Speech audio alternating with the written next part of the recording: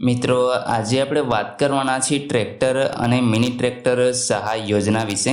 બંને યોજનાઓનો એક જ વિડીયોની અંદર સમાવેશ કરવામાં આવશે, જેમાં મિની ટ્રેક્ટર માટે 2,70,000 અને ટ્રેક્ટર માટે 4.5 લાખ રૂપિયા સુધીની સહાય છે એ મળવાપાત્ર છે। અરજી ફોર્મ તમારે ક્યાંથી મેળવવાનું છે, ફોર્મ સાથે કયા કયા ડોક્યુમેન્ટની જરૂર પડશે, યોજનાનો લાભ કોને મળવાપાત્ર છે, આ તમામ માહિતી તમને આ વિડીયોમાં આપવાની છે, તો વિડીયોને પૂરો જોવા વિનંતી। જો તમને અમારા વિડીયોથી લાભ થતો હોય તો તમે વિડીયોને લાઇક કરી શકો છો, તમારા મિત્રો સુધી આને શેર કરજો। ચેનલ ઉપર પહેલી જ વખત મુલાકાત લેતા હોય તો સબસ્ક્રાઇબ અવશ્ય કરી લેજો, જેથી આવી કોઈ પણ માહિતી આપ સુધી પહોંચતી રહે। તો ચાલો મિત્રો શરૂ કરીએ। મિત્રો, જો તમે ઓનલાઈન શોપિંગ કરતા હોય તો ડિસ્ક્રિપ્શનની અંદર તમને લિંક મળી જશે, ત્યાંથી તમે ડિસ્કાઉન્ટ ભાવે ખરીદી કરી શકો છો। તો આશા રાખું છું કે તમે ત્યાંથી ખરીદી કરશો।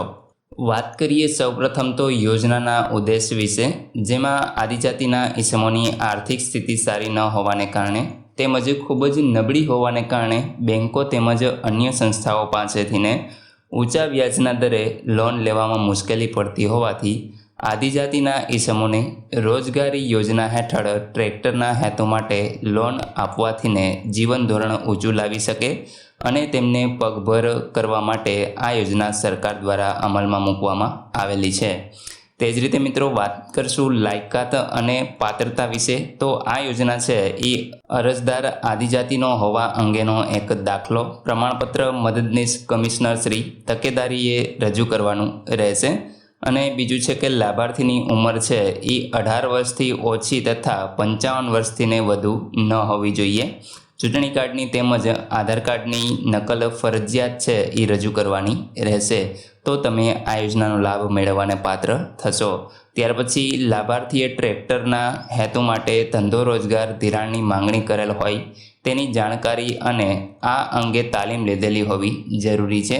આ અંગે ટ્રેક્ટર એટલે કે વાહન ચલાવવાનો કામ કર્યાનો અનુભવ હોવો જોઈશે અને તે અંગેના તાલીમ અનુભવ અંગેનું એક આધારભૂત પ્રમાણપત્ર પણ તમારે રજૂ કરવાનું રહેશે તથા વાહન મેળવવા માંગતા હોય તે માટે નિયત કરેલ વાહન ચલાવવા અંગેનું એક પાકું લાયસન્સ પણ તમારી પાસે હોવું જરૂરી છે, તેમજ એનો બેઝ છે એ તમારી પાસે હોવો જોઈએ।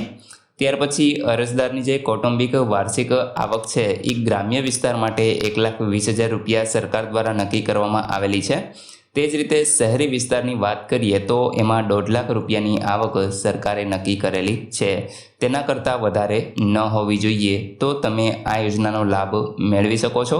મિત્રો, યોજનાનો લાભ કેટલો મળશે તો આપણે આગળ થંબનેલમાં તમે જોયું જઈશે 4,50,000 રૂપિયાની મર્યાદાની અંદર તમને આ યોજનાનો લાભ મળી શકે છે। અને મિત્રો, એના ભેગી જ વાત કરી દઉં તમને મિની ટ્રેક્ટરની, તો મિની ટ્રેક્ટરની અંદર તમને 2,70,000 રૂપિયાની સહાય છે એ મળવાપાત્ર થશે।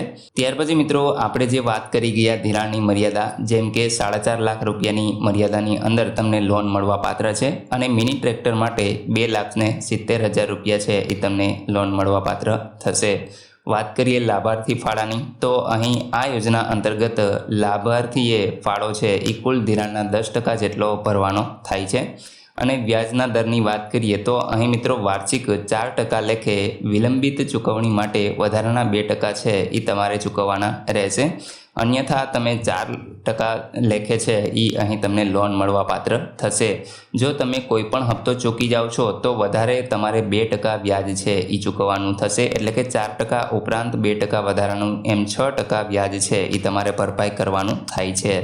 ત્યાર પછી વાત કરીએ લોન પરત કરવાનો સમયગાળો શું રહેશે, તો અહીં મિત્રો 20 ત્રિમાસિક હપ્તાની અંદર તમારે આ સહાયની જે રકમ છે એ ભરપાઈ કરવાની થશે અને વ્યાજ સહિત તમારે આ રકમ છે એ ચૂકવવાની થાય છે। લોન નિયત સમય કરતાં વહેલી ભરપાઈ કરવાની અરજદારને છૂટ રહેશે। માની લો કે મિત્રો તમારી આવક વધારે થઈ અને તમે લોનને છે એ 20 ત્રિમાસિક હપ્તા પહેલાં જ ચૂકવવા માંગતા હોય તો પણ તમને છૂટ છે, તમે એને પૂરેપૂરી ભરપાઈ પણ કરી શકો છો। વાત કરીએ અરજી કોના દ્વારા મોકલવાની છે, તો કે આદિજાતિના વિસ્તારના અરજદારે જે તે વિસ્તારના પ્રાયોજના વહીવટદારશ્રીની ભલામણથીને દરખાસ્ત મોકલવાની રહેશે, જ્યારે બિન આદિજાતિના અરજદારે મદદનીશ કમિશનર શ્રી આદિજાતિ દ્વારા દરખાસ્ત કોર્પોરેશનને મોકલવાની રહેશે।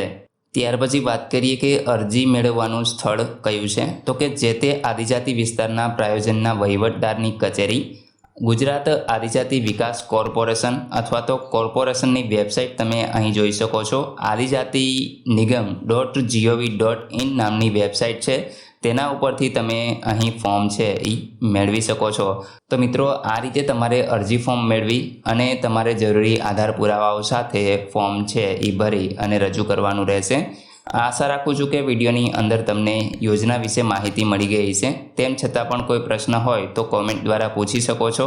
વિડીયોને લાઇક કરજો, તમારા મિત્રો સુધી આને શેર કરજો અને ચેનલ ઉપર પહેલી જ વખત મુલાકાત લેતા હોય તો સબસ્ક્રાઈબ અવશ્ય કરી લેજો, જેથી આવી કોઈ પણ માહિતી આપ સુધી પહોંચતી રહે. વિડીયો જોવા બદલ આપનો ખૂબ ખૂબ આભાર. Thank you.